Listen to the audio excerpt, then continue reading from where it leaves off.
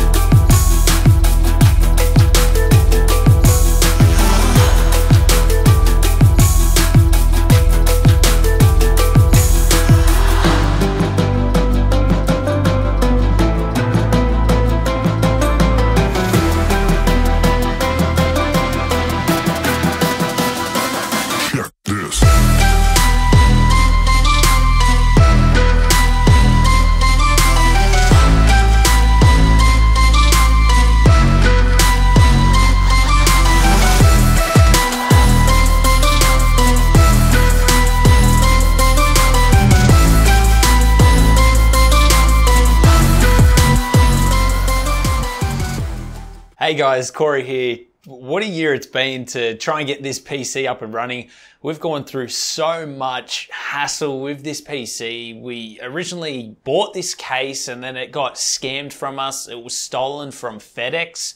And so we had to reorder a case, and then that was not coming here for some reason. So then we got a refund. And then we had another one, which someone from the US had, and they said that they would send it to us. And then for some strange reason, they just kept putting it on delay. They were saying that that FedEx had it, and they really didn't. I was checking all of the updates and everything with the tracking. And then finally, we ordered the last one and it came in. Now, firstly, I want to say a big thank you to Rodimus. He helped me out a bunch in getting our PC case here. Without him, we wouldn't have had it because Amazon Australia didn't have it. So we actually had to order this directly from the US. And it costs a lot to get this case. Now, this build is actually pretty much 1 year in the making. We started playing this exactly a year ago. Everything was held up just from this whole, scam and this whole situation. But this is my dream case, so I really wanted to get one of these, and I'm super happy with how it turned out. So with the custom distro plates, we're actually making a river resin table, and I got the idea to put the resin inside of these because if you guys know the special effects coolant that you can get with all of the swirls in it, the pearlescent, I wanted that kind of effect in this PC, but I didn't want to actually put that liquid in here and have it clogged up because this is going to be my everyday driver. So what I did was I added the mica pearlescent gold powder inside of the custom distro plates that I made, and I let that set, and then we just put clear liquid inside for easy maintenance. Now inside this system, I've got the Threadripper 3970X CPU. I mainly edit on this. I do play some games here and there, but editing is primarily what this rig is used for. Hence why we've got the Threadripper inside. We've got the GPUs, so we can use CUDA acceleration, and we've got a lot of storage in there. I've already got two 6TB hard drives, which are filled with videos and raw footage, so I need a lot of storage for all of that. Now, G.Skill kindly stepped up, and they actually provided us with a second 64GB kit. So there's actually 128 GB of the G.Skill Trident Z Royal RAM inside. Now, we actually didn't think that this would work with the Threadripper, but turns out it does. And so I'm happy with that because I like seeing all of the RAM slots populated rather than having an empty slot here and there. I think it looks a lot nicer, especially to complete this whole gold look. Now, there is a bit of an issue with this system, and it's going to require further testing and a part 2 to this video. One of the GPUs seems to be very faulty. When I go to launch 3D Mark, like Time Spy Extreme, there's so much coil wind in one of these GPUs. Both the SLI and the individual GPU received the same score, and it's basically half of what it should be. And I started getting major artifacting and tearing. So there's something wrong with this GPU, and I'm gonna have to swap them out for some other GPUs. Now, it's unfortunate because I did want to provide benchmarks for you guys, but it just wasn't possible with the type of numbers we were getting because it wouldn't be realistic to this system's performance. And this is a very beefy system. In fact, the two 2080 Ti's, we could compare them against a single 3090. Now, the reason I did go with the two 2080 Ti's instead of a 30 series card is because I already had the two 2080 Ti's from previous systems. So I didn't want to go and fork out $3,000 or however much the 3090 is to put one in this system. There's no point me doing that when I have two 2080 Ti's sitting there, and I need to use my 3090 for all of the other builds for the channel. Anyway, guys, I hope you really enjoyed this video. I just really want to give a big thank you to you guys who support us. We greatly appreciate it. If you did like this content and you stayed here and you enjoyed the video, consider subscribing and consider liking the video.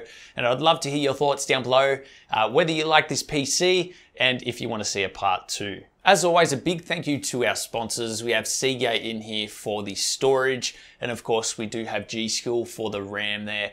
Everything else we did by ourselves, and I'm so proud of this system. I just can't stop looking at it. I'm super happy about it, so I hope you guys like it as much as I do. Anyway, thanks for watching, guys, and we'll see you all in the next one. you.